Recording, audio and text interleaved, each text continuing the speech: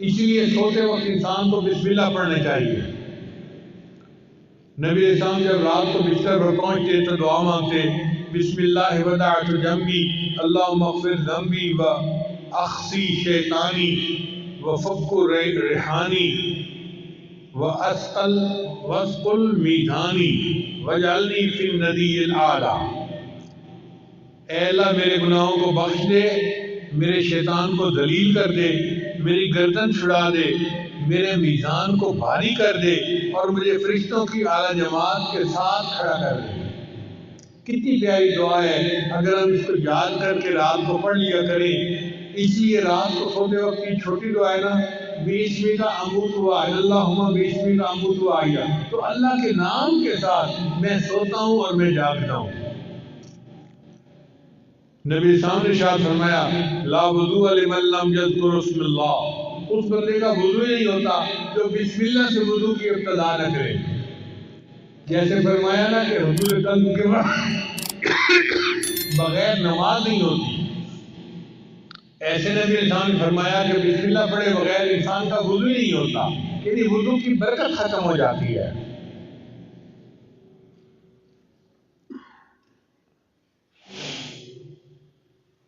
اس لیے سواری پر سوار ہوتے وقت بسم اللہ پڑھنا چاہیے۔ حضرت نوح علیہ السلام کو اللہ نے صرف بسم اللہ کا لفظ عطا فرمایا تھا، وَقَالَ ارْكَبُوا فِيهَا بِسْمِ اللَّهِ مَجْرَاهَا وَمُرْسَاهَا إِنَّ رَبِّي لَغَفُورٌ رَحِيمٌ۔ تو وہ صرف بسم اللہ پڑھا کرتے تھے۔ اللہ کی شان کہ ان کی کشتی اتنے بڑے سیلاب کے اندر سے نجات پا گئی۔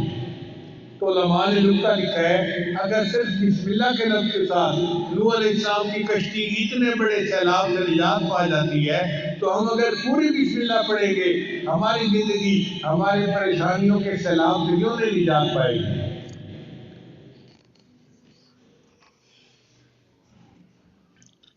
پھر اللہ تعالیٰ نے حضرت سلیمان علیہ السلام کو پوری آیت عطا فرمائی، اِنَّهُ مِن سُلَيْمَانَ وَإِنَّهُ بِسْمِ اللَّهِ الرَّحْمَٰنِ الرَّحِيمِ۔ چنانچہ وہ بسم اللہ الرحمن الرحیم پڑھا کرتے تھے، ہوا ان کا تخت اڑا کے جہاں چاہتے تھے وہاں لے جا کے نیچے اتار دیا کرتے تھے۔ یہ بسم اللہ الرحمن الرحیم اتنا طاقتور عمل ہے کہ ان کا تخت اتنا بھاری تھا، لشکر ہوتا تھا ان کے ساتھ، وہ پورے تخت کو ہوا اٹھاتی تھی اور سینکڑوں میل دور ہوائی جہاز کی طرف تو جا کے اتار دیا کرتی تھی۔ اگر بسم اللہ کی وجہ سے حضرت سلیمان علیہ السلام کے تخت کو پرواز مل سکتی ہے، تو کیا نبی علیہ السلام کے امتی کو بسم اللہ کی وجہ سے روحانی پرواز نہیں مل سکتی؟ تو ہمیں بھی روحانی پرواز مل سکتی ہے اگر ہم اس عمل کو پکا کر لیں۔ اسی حدیث پاک میں ہے کہ جو بندہ مسجد میں داخل ہو وہ بسم اللہ پڑھے، اللہ اس کے گناہوں کو معاف فرما دیتے ہیں۔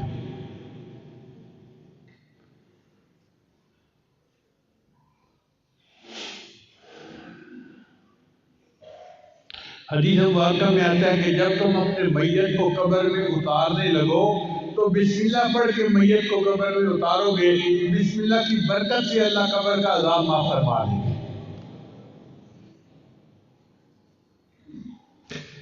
یہ اللہ کا نام اللہ کو بہت پسند ہے۔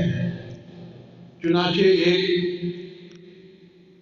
بزرگ تھے، ان کا نام تھا بشر، وہ نشئی تھے اور ایک دن آدھا نشہ آدھا ہوش اس حالت کے ساتھ چل رہے تھے۔ انہوں نے راستے میں ایک کاغذ پڑا ہوا دیکھا جس کے اوپر اللہ کا نام لکھا ہوا تھا، تو اس کو دیکھ کر وہ حیران ہوئے کہ کاغذ پر تو اللہ کا نام لکھا ہوا ہے اور یہ زمین کے اوپر پڑا ہے۔ انہوں نے اس کاغذ کو اٹھا لیا، اس کو جھاڑ کے صاف کیا اور اس کو اوپر کسی جگہ کے اوپر رکھ دیا۔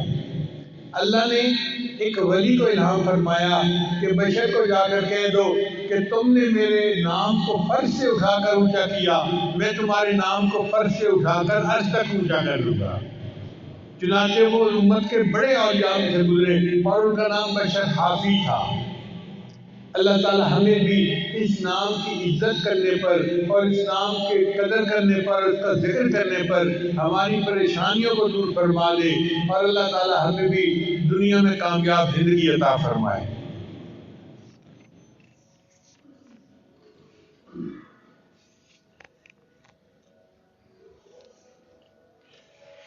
حضرت عبداللہ ابن عمر بن عاص ایک صحابی ہیں، وہ فرمایا کرتے تھے کہ جس بندے کے اندر 5 عادتیں ہوں، اب یہ عمل سن لیں اور اس کو پکا کر لیں اپنا، جس بندے کے اندر 5 عادتیں ہوں اس کو اللہ تعالیٰ دنیا اور آخرت میں سعادت مند بنا دیں گے۔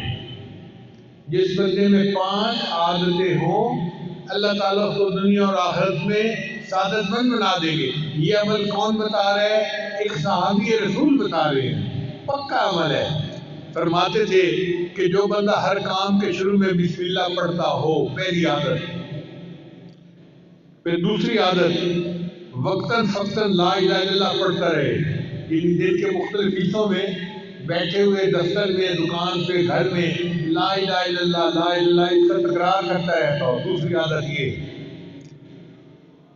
اور تیسری عادت کہ جب کوئی اس کو مصیبت پہنچے تو انا للہ و انا الیہ راجعون پڑھے، اور جب اس کو کوئی نعمت ملے تو نعمت کے حصول کے وقت الحمدللہ رب العالمین پڑھے۔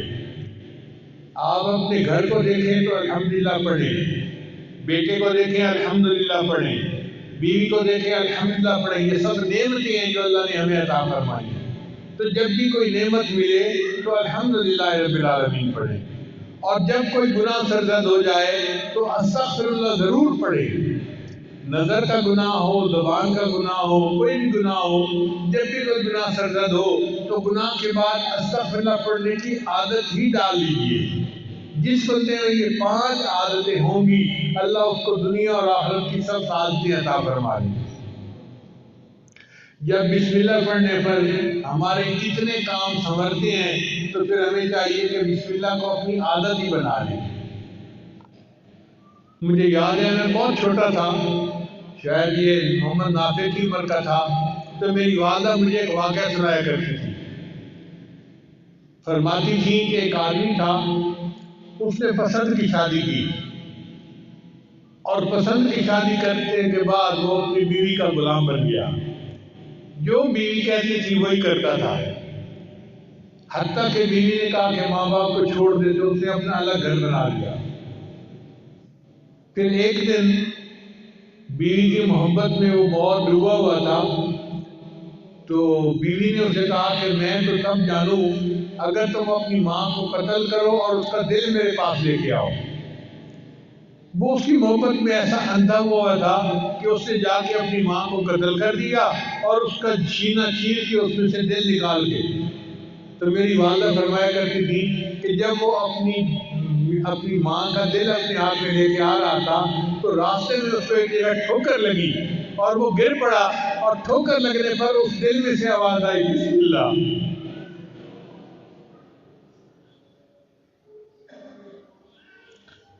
میری ماں کی محبت کا یہ حال تھا کہ بیٹے نے اسے قتل کیا اور اس کا دل لے کے جا رہا ہے، لیکن پھر بھی بیٹے کو ٹھوکر لگتی ہے تو ماں کے دل سے آواز آتی ہے بسم اللہ۔